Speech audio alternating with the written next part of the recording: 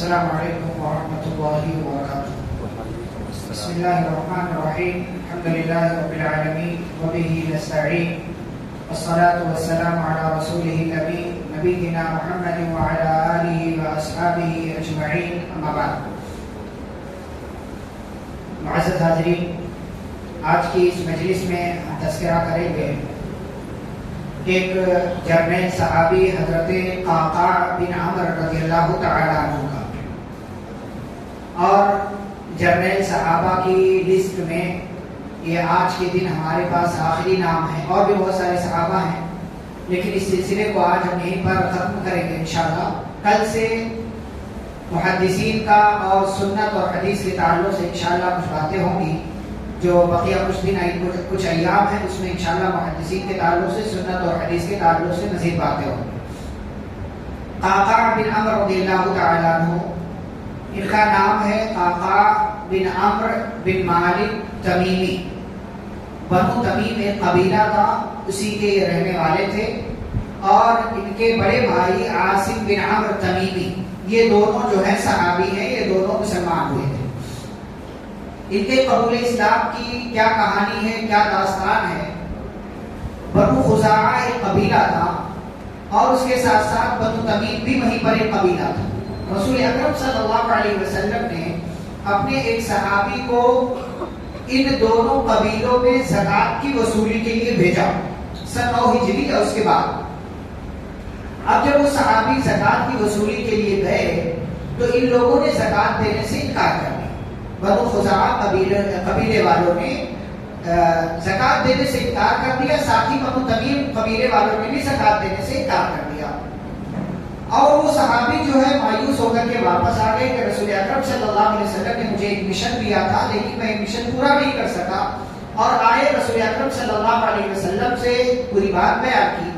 تو آپ صلی اللہ علیہ وسلم نے 50 لوگوں کا ایک دستہ صحابی کو دیا اور کہا کہ جاؤ، اگر وہ نہیں دیتے ہیں تو ان پر حملہ کرو، ان سے جو ہے مقابلہ کرو۔ یہ گئے اور اپنے 50 ساتھیوں کے ساتھ بنو خزاعہ قبیلے پر حملہ کر دیا۔ پھر بھی وہ لوگ نہیں مانے، اور بجائے اس کے کہ وہ لوگ ہتھیار ڈال دیں، ان لوگوں نے مقابلہ کرنے کی ٹھان لی۔ صحابہ نے حملہ کیا، اور حملہ کرنے کے بعد کامیابی ہوئی تو 11 لوگوں کو پکڑ کر یہ لوگ مدینہ لے آئے رسول اکرم صلی اللہ علیہ وسلم کے پاس۔ انہی میں ایک آدمی جو اس زمانے کے حساب سے، اسلام کے پہلے والے زمانے کے حساب سے وہ پٹ تھے تھوڑا، مطلب ان کی زبان جو ہے بڑی تیز تھی، شاعر بھی تھے۔ وہ مسجد نبوی میں باندھ دیا گیا، قیدی بنا لیے گئے وہ لوگ۔ تو یہ عقرہ بن حابس ان کا نام تھا، صحابی ہوئے بعد میں رضی اللہ عنہ۔ انہوں نے کہا کہ مجھے چھوڑ دیجیے، مجھے جانے، زور زور سے، نبی صلی اللہ علیہ وسلم کے آرام کا وہ وقت تھا، تو وہ چلانے لگے، زور زور سے کہنے لگے مجھے چھوڑ دیجیے، جانے دیجیے، آپ مجھے نہیں جانتے کہ میں اگر کسی کی تعریف کروں تو تمام لوگ اس کی تعریف کرتے ہیں، میں اگر کسی کو نفرت کی نگاہ سے دیکھ لوں، کسی کے بارے میں نفرت والی باتیں کر دوں تو تمام لوگ اس کے بارے میں نفرت والی باتیں کرنا شروع کر دیتے ہیں۔ یہ جھوٹا بار بار وہ بولے جا رہے ہیں۔ رسول اکرم صلی اللہ علیہ وسلم نے اپنے خطیب ثابت بن قیس بن شماس رضی اللہ تعالی، یہ خطیب رسول ہیں، جب نبی کی طرف سے کسی کو کوئی بات کرنا ہوتی تھی تو نبی صلی اللہ علیہ وسلم ثابت بن قیس کو کہا کرتے تھے کہ اٹھو اور میری طرف سے بولو۔ ان کی آواز بڑی زوردار اور کڑک تھی، وہ کھڑے ہوئے اور انہوں نے جو کچھ کہنا تھا رسول اکرم صلی اللہ علیہ وسلم کے تعلق سے کہا۔ پھر حسان بن ثابت رضی اللہ عنہ کو نبی صلی اللہ علیہ وسلم نے کہا کہ آپ بھی اپنی شاعری کے ذریعے کچھ باتیں بیان کیجیے۔ انہوں نے اپنی بات بیان کر دی، اور یہ تمام لوگ جو ہے غور سے سن رہے تھے۔ جب ان دونوں کی بات ختم ہوئی تو ان تمام لوگوں نے کہا کہ آپ کی بات ہماری بات سے سچی ہے، آپ کا خطیب ہمارے خطیب سے زیادہ اچھا بولتا ہے، آپ کا شاعر ہمارے شاعر سے زیادہ اچھی شاعری کرتا ہے، ہم آپ کو سچا مانتے ہیں، اور ہم آپ کے اوپر ایمان لانے کے لیے تیار ہیں۔ انہی میں قعقاع بن عمر رضی اللہ تعالیٰ عنہ بھی تھے، اور ان کے بھائی عاصم بن عمر رضی اللہ تعالیٰ عنہ بھی تھے۔ یہ تمام لوگ مسلمان ہو گئے، اور انہی کے بارے میں اللہ رب العالمین نے سورۃ الحجرات کی آیت کریمہ نازل کی، ان الذین ینادونک من وراء الحجرات اکثرهم لا یعقلون ولو انهم صبروا حتى تخرج الیہم لکان خیرا لهم۔ کہ نبی کا انتظار نہیں کیا، قید میں تھے، پریشان ہو گئے تو بولنے لگے، اللہ نے کہا ان میں سے اکثر لوگ کم عقل ہے لیکن اللہ تعالیٰ معاف کرنے والا۔ تو یہ ہے ان کے قبول اسلام کی داستان کہ قعقاع بن عمرو رضی اللہ تعالیٰ عنہ اس وقت مسلمان ہوئے، اور یہ رسول اکرم صلی اللہ علیہ وسلم کی زندگی کے آخری ایام تھے. اس کے 1 سال کے بعد ہی پیارے رسول صلی اللہ علیہ وسلم کا انتقال ہو گیا. ایک عام سپاہی کے حیثیت سے مسلمانوں کے قافلے، مسلمانوں کی جماعت اور لشکر میں داخل ہوئے، لیکن اپنی صلاحیت، اپنی بہادری اور اپنے مختلف صلاحیتوں کے ذریعے یہ عام سپاہی سے کمانڈر اور جنرل کے مقام تک پہنچ گئے. اسی لیے کہا حضرت ابوبکر صدیق رضی اللہ تعالیٰ عنہ کہا کرتے تھے کہ لشکر اسلام میں، یعنی اسلام میں حضرت قعقاع بن عمرو رضی اللہ تعالیٰ عنہ کا وجود 1000 افراد پر بھاری ہے. یعنی اگر قعقاع بن عمرو رضی اللہ تعالیٰ عنہ کسی لشکر میں ہو تو وہ 1000 افراد پر بھاری ہو سکتے ہیں. اور مسلمانوں کا بھی یہ عام نظریہ تھا کہ جس لشکر میں حضرت قعقاع بن عمرو رضی اللہ تعالیٰ عنہ ہو، اس لشکر کو کبھی شکست نہیں ہو سکتی، وہ کبھی ہار نہیں سکتا. اتنے بہادر تھے اور اتنی صلاحیتوں کے مالک تھے. پہلا معرکہ ان کا ہوا، مطلب جہاں یہ جنگ کے لیے گئے، جب ابوبکر صدیق رضی اللہ عنہ کا زمانہ آیا، بہت سے لوگوں نے اسلام چھوڑ دیا. تو ان کا قبیلہ جو مسلمان ہوا تھا، پورا قبیلہ، ان لوگوں میں سے بہت سے لوگ مرتد ہو گئے. تو حضرت قعقاع بن عمرو رضی اللہ تعالیٰ عنہ کو ذمہ داری دی اور کہا کہ جائیے، آپ کا علاقہ ہے، آپ کا قبیلہ ہے، جائیے اپنے قبیلے والوں کو سمجھائیے، اگر نہیں سمجھتے تو پھر ان پر حملہ کر دیجیے. حضرت قعقاع بن عمرو رضی اللہ عنہ گئے اور ان مرتدین سے مقابلہ کیا اور کامیابی ان کو ہاتھ لگی اور کامیاب ہو کر کے واپس آئے. ایسے ہی ایک مرتبہ بنو کلب کا ایک آدمی تھا، اس کا ایک مشہور اور معروف شخص تھا علقمہ بن علافہ کلبی. یہ بندہ مسلمان ہوا تھا، لیکن رسول اکرم صلی اللہ علیہ وسلم کے زمانے میں ہی اس نے اسلام چھوڑ دیا اور اسلام چھوڑ کر کے شام بھاگ گیا. رسول اکرم صلی اللہ علیہ وسلم کا انتقال ہوا تو یہ واپس آیا، اپنے علاقے بنو کلب میں واپس آیا، اور واپس آ کر کے اس نے دوسرے لوگوں کو بھی گمراہ کرنا شروع کر دیا کہ اسلام چھوڑ دو، اس میں کچھ نہیں ہے، اسلام چھوڑ دو. قعقاع بن عمرو رضی اللہ تعالیٰ عنہ کو ابوبکر صدیق رضی اللہ تعالیٰ عنہ نے اس قبیلے کی طرف، اس علاقے کی طرف بھیجا اور کہا کہ جاؤ ان سے مقابلہ کرو اور اس شخص کو زندہ یا مردہ جیسے بھی ممکن ہو اس شخص کو پکڑ کر ہمارے پاس لے آؤ. چنانچہ حضرت قعقاع بن عمرو رضی اللہ تعالیٰ عنہ تقریباً 100 یا 150 لوگوں کے ساتھ گئے، اس کے علاقے میں پہنچے، اور جب علاقے میں پہنچے تو معلوم ہوا کہ یہ بندہ وہاں سے بھاگ گیا. علقمہ بن علافہ وہاں سے بھاگ گیا ہے، اور وہاں سے بھاگ گیا جب تو حضرت قعقاع بن عمرو رضی اللہ عنہ جب وہاں پہنچے اس کے علاقے میں تو اس کے گھر پر گئے. اب گھر پر گئے تو اس بندے کی بیوی اور بچے تھے، تو ان کو گرفتار کرنا چاہا. تو قعقاع بن عمرو رضی اللہ تعالیٰ عنہ سے اس بندے کی بیوی نے کہا کہ اس پر ہم لوگوں پر حملہ مت کیجیے، کیونکہ ہم لوگ مسلمان ہیں، ہم نے دین نہیں چھوڑا، جو میرا شوہر تھا وہ مرتد ہوا ہے، ہم لوگ مرتد نہیں ہوئے ہیں، ہمیں بخش دیجیے. چنانچہ قعقاع بن عمرو رضی اللہ تعالیٰ عنہ نے انہیں چھوڑ دیا، کچھ نہیں کہا. واپس مدینہ آئے، جب مدینہ آئے اور پہنچے تو پتہ یہ چلا کہ جس بندے کو میں مارنے کے لیے گیا تھا وہ بندہ یہاں ابوبکر صدیق رضی اللہ عنہ کے پاس پہنچا ہوا ہے، اور صرف پہنچا ہوا نہیں ہے بلکہ دوبارہ سے اس نے اسلام قبول کر لیا ہے، توبہ کر لیا ہے. جو مرتد ہوا تھا اس سے توبہ کر کے دوبارہ سے اس نے اسلام قبول کر لیا ہے. اب جب اسلام قبول کر لیا تو جب اسلام معاف کر دیتا ہے، اللہ تعالیٰ معاف کر دیتا ہے، تو پھر ہم اس پر حملہ کیسے کر سکتے ہیں. ایک اور مقام پر مقام ابلا ایک مقام ہے. خالد بن ولید رضی اللہ تعالیٰ عنہ کی قیادت میں یہاں پر جنگ ہوئی، اور اس جنگ میں ہرمز جو ہے خالد بن ولید رضی اللہ تعالیٰ عنہ کے مقابلے میں، خالد بن ولید رضی اللہ تعالیٰ عنہ اس لشکر کے ذمہ دار تھے. حضرت قعقاع بن عمرو رضی اللہ تعالیٰ عنہ بھی اس لشکر میں تھے. جب ہرمز مقابلے کے لیے شروع میں آیا، میں نے اس سے پہلے آپ کو بتایا کہ جنگ شروع ہوتی تھی تو ایک آدمی مقابلے کے لیے آتے تھے، کہیں ایک آ رہے، دو آ رہے، پہلے عام جنگ شروع نہیں ہوتی تھی. تو ہرمز مقابلے کے لیے آیا، اس نے پکارا کہ کون ہے جو میرے مقابلے میں آئے. خالد بن ولید رضی اللہ تعالیٰ عنہ آگے بڑھے تو ہرمز نے اشارہ کر دیا کہ ایک بار کے سب حملہ کر دو. اب خالد بن ولید رضی اللہ عنہ گویا کہ پھنس گئے، لیکن یہیں پر قعقاع بن عمرو رضی اللہ تعالیٰ عنہ نے چالاکی کا مظاہرہ کیا. جیسے ہی انہوں نے دیکھا کہ ہرمز نے اشارہ کیا ہے اور اس کا لشکر خالد بن ولید رضی اللہ عنہ پر حملہ کر دے گا اور ہمارا سپہ سالار قتل کر دیا جائے گا، تو قعقاع بن عمرو رضی اللہ عنہ آگے بڑھے. انہوں نے اپنے ساتھیوں اشارہ کیا، کچھ ساتھیوں کی ذمہ داری ان کو ملی ہوئی تھی، اپنے ساتھیوں کو اشارہ کیا اور آگے بڑھ کر کے اس سے پہلے کہ وہ لوگ خالد بن ولید رضی اللہ عنہ پر حملہ کرتے، قعقاع بن عمرو رضی اللہ عنہ نے دشمنوں پر حملہ کر دیا اور اپنے ساتھی، اپنے کمانڈر اور سپہ سالار خالد بن ولید رضی اللہ عنہ کو بچا لیا۔ یہاں پر یہ پہلا موقع ہے جب کھل کر کے قعقاع بن عمرو رضی اللہ عنہ کی بہادری سامنے آئی اور سپہ سالار نے، کمانڈر نے اس چیز کو نوٹس بھی کیا اور باقاعدہ تمام مسلمانوں نے اس کا مشاہدہ بھی کیا۔ اس کے بعد جنگ عیرہ ایک جنگ ہوئی، اس جنگ میں خالد بن ولید رضی اللہ عنہ کو کامیابی ملی۔ تو کامیابی ملنے کے بعد انہوں نے پورا دیکھا تھا منظرنامہ، قعقاع بن عمرو رضی اللہ تعالیٰ عنہ کی بہادری انہوں نے دیکھا تھا۔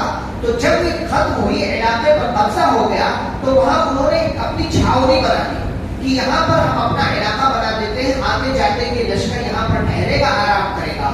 اور اس چھاؤنی کا سربراہ قعقاع بن عمرو رضی اللہ تعالیٰ عنہ کو بنا دیا اور خالد بن ولید رضی اللہ عنہ دوسرے علاقے کی طرف جنگ کرنے کے لیے بقیہ لشکر کو لے کر کے چلے گئے۔ یہی کے قریب میں ایک علاقہ تھا حسید نام کا، وہاں کے لوگوں کے بارے میں پتا چلا کہ وہ لوگ اس چھاؤنی پر اور مسلمانوں پر حملہ کرنا چاہتے ہیں۔ تو قعقاع بن عمرو رضی اللہ عنہ ان لوگوں سے پہلے ہی ان کے اوپر پہنچ گئے، اس علاقے پر حملہ کر دیا اور کامیابی سے واپس آئے اور وہ علاقہ بھی مسلمانوں کے قبضے میں آ گیا۔ اس کے بعد کی ایک اور جنگ ہوئی جسے جنگ یرموک کہا جاتا ہے۔ یہ بہت بڑی اور عظیم جنگ تھی۔ اس جنگ میں مسلمان کامیاب ہوئے اور اکرمہ رضی اللہ تعالیٰ عنہ کے واقعے میں ہم تذکرہ کر چکے ہیں کہ کس طریقے سے مسلمانوں نے اپنی جان کی قربانی پیش کر کے اس جنگ میں کامیابی حاصل کی تھی۔ اس جنگ میں حضرت خالد بن ولید رضی اللہ عنہ نے الگ الگ جو ہے حصہ بنایا، ایک حصہ مسنہ بن حارثہ کو دیا، ایک حصہ ابو عبیدہ بن جراح کو دیا اور ایک حصہ اور صحابی کو دیا، اور درمیان والے حصے میں قعقاع بن عمرو رضی اللہ تعالیٰ عنہ کو اپنے ساتھ رکھا کہ وہ میرے ساتھ رہ کر کے جو ہے دشمنوں سے مقابلہ کریں گے۔ اور مقابلے میں جب کامیابی حاصل ہوئی اور اس کے بعد رومیوں کا لشکر یہ دمشق کی طرف بھاگا، دمشق کی طرف جب یہ لشکر بھاگا رومیوں کا، وہاں پر جا کر کے یہ لوگ قلعے میں محفوظ ہو گئے، اپنے آپ کو بند کر لیا۔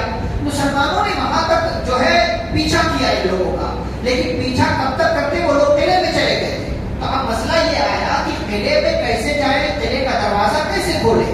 یہاں پر خالد بن ولید رضی اللہ عنہ اور قعقاع بن عمرو رضی اللہ عنہ نے نہایت ہی چالاکی اور ہوشیاری سے کام لیا، اور وہ یہ کی کہ کسی طریقے سے رسی میں، موٹی رسی میں جو ہے آپ لوہے کا کوئی ہتھیار پہلے اس کو لگا کر کے پھینکا تاکہ وہ لوہے کا ہتھیار جا کر کے دروازے میں پیوست ہو جائے اور رسی کے ذریعے قلعے کی دیوار پر چڑھنے کا راستہ ہمیں مل جائے۔ اس طریقے سے ان دونوں بہادر سپہ سالار اور کمانڈر اور جرنیل صحابہ نے وہ اس رسی کے ذریعے وہ قلعے کے دروازے تک پہنچے اور وہاں سے قلعے کے اندر کود گئے، اس سے پہلے کہ ادھر سے دشمن ان دونوں کو دیکھتے اور ان دونوں پر حملہ کرتے۔ ان لوگوں نے جلدی سے کام لیتے ہوئے قلعے کا دروازہ کھول دیا اور دشمنوں کے پہنچنے سے پہلے ہی مسلمانوں کا لشکر قلعے کے دروازے تک پہنچا اور پھر ان لوگوں کو اسی قلعے کے اندر بند کر کے ختم کیا گیا، ان سے مقابلہ کیا گیا، ان سے جنگ کی گئی اور اس طریقے سے کامیابی مسلمانوں کے ہاتھ لگی۔ اس میں بنیادی طور سے انہی دونوں صحابہ کا کردار ہے، خالد بن ولید رضی اللہ عنہ اور قعقاع بن عمرو رضی اللہ عنہ۔ ورنہ آپ تصور کریں کہ اندر پورے دشمن بھرے ہوئے ہیں، پورے دشمن بھرے ہوئے، اگر اندر جائیں گے تو ہمیں مار دیا جائے گا، لیکن چونکہ اپنے لوگوں کو بچانا ہے، دشمنوں کا خاتمہ کرنا ہے، اس لیے کسی نہ کسی کو قربانی دینی پڑے گی، اور قربانی دینے کے لیے خالد بن ولید رضی اللہ عنہ اور قعقاع بن عمرو رضی اللہ عنہ سامنے آئے۔ ایک اور جنگ ہوئی آگے چل کر کے سن 18 ہجری میں، جنگ قادسیہ جس کو کہتے ہیں، بڑی مشہور اور عظیم جنگ، ایرانیوں سے مقابلہ تھا اور یہ بہت بڑا مقابلہ تھا۔ ایران کی تاریخ میں اس سے بڑی جنگ نہیں ہوئی، اس سے بڑی جنگ مسلمانوں نے ایران کی تاریخ میں نہیں لڑی۔ رومیوں کی تاریخ میں جنگ یرموک اور دوسری جنگیں ہیں، لیکن ایرانیوں سے لڑائی کی جانے والی جنگوں میں جنگ قادسیہ سے بڑی جنگ کوئی اور نہیں ہے۔ سعد بن ابی وقاص رضی اللہ تعالیٰ عنہ یہاں پر مسلمانوں کے لشکر کے کمانڈر اور سپہ سالار تھے، فاتح ایران اسی لیے ان کو کہا جاتا ہے۔ لیکن لشکر کی کم تعداد تھی، تو شام کے علاقے میں ابو عبیدہ بن جراح رضی اللہ عنہ کو کمانڈر اور سپہ سالار بنایا جا چکا تھا، خالد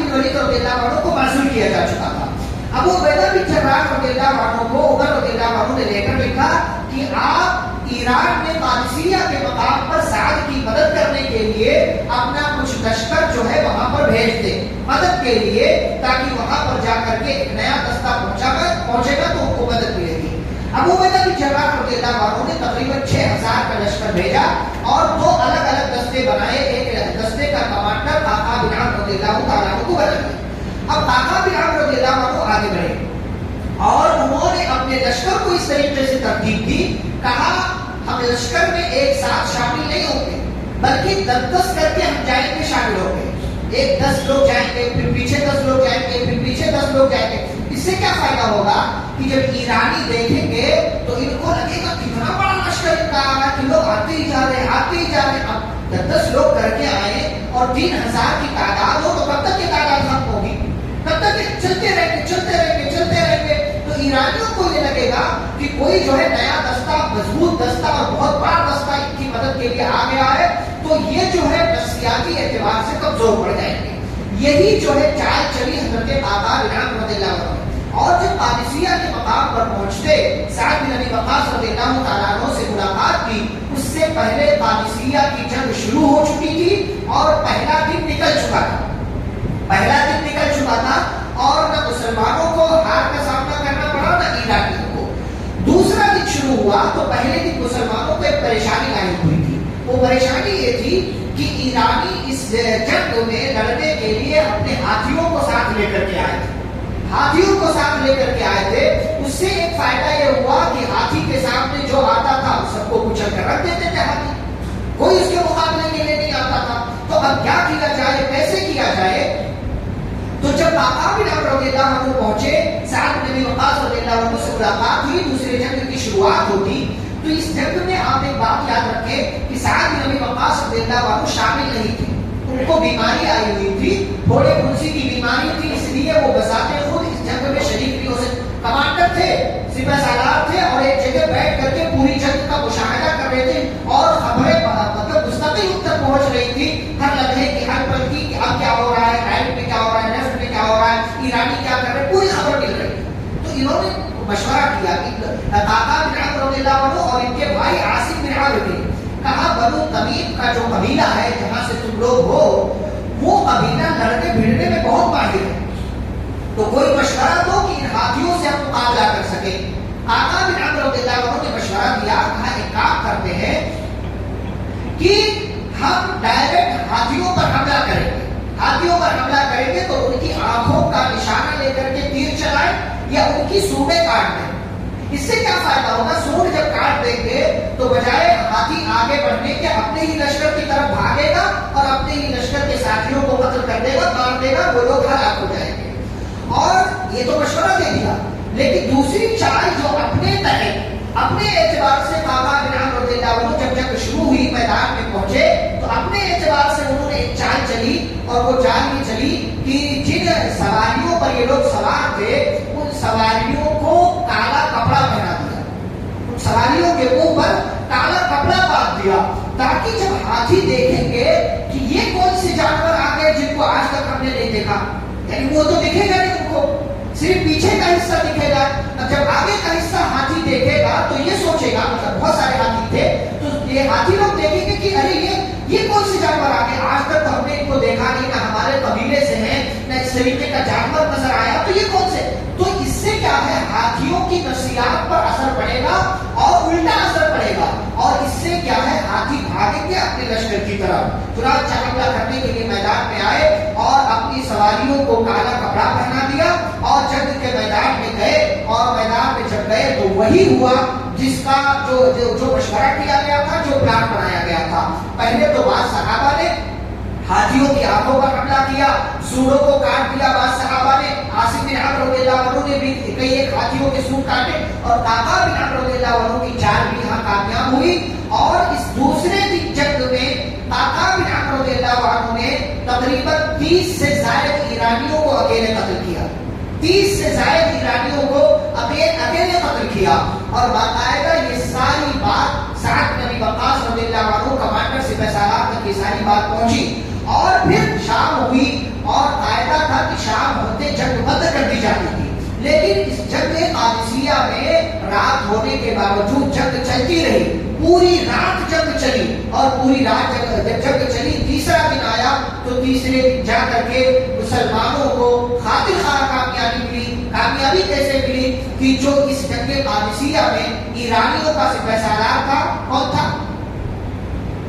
رستم سپہ سالار تھا، وہ بھاگا، اس کا پیچھا کیا ہلال بن علقمہ رضی اللہ تعالیٰ عنہ نے، وہ دریا میں گیا اور دریا میں جب کودا تو دریا میں جا کر کے اس کو پکڑا حضرت ہلال بن علقمہ رضی اللہ عنہ نے، اور اس کا کام تمام کر دیا، اس کو ختم کر دیا اور اعلان کر دیا کہ لوگوں میں نے ان لوگوں کے سپہ سالار رستم کو قتل کر دیا۔ اتنا سنتے ہی ساری نفسیات غائب ہو گئی، ساری بہادری ختم ہو گئی ایرانیوں کی، اور میدان چھوڑ کر کے وہ لوگ بھاگنے لگے اور مسلمان اس جنگ میں کامیاب ہو گئے۔ یہ مختصر طور سے آپ کے سامنے بات رکھی گئی۔ اچھا، اب عمر بن خطاب رضی اللہ عنہ خلیفہ کی جب بات پہنچی کہ جنگ قادسیہ میں ایرانیوں کے مقابلے میں مسلمان کامیاب ہوئے ہیں تو سعد بن ابی وقاص کے پاس لیٹر لکھا، کہا مبارکبادی کا، لیکن سوال یہ کیا کہ اس جنگ میں سب سے نمایاں کردار کس کا رہا؟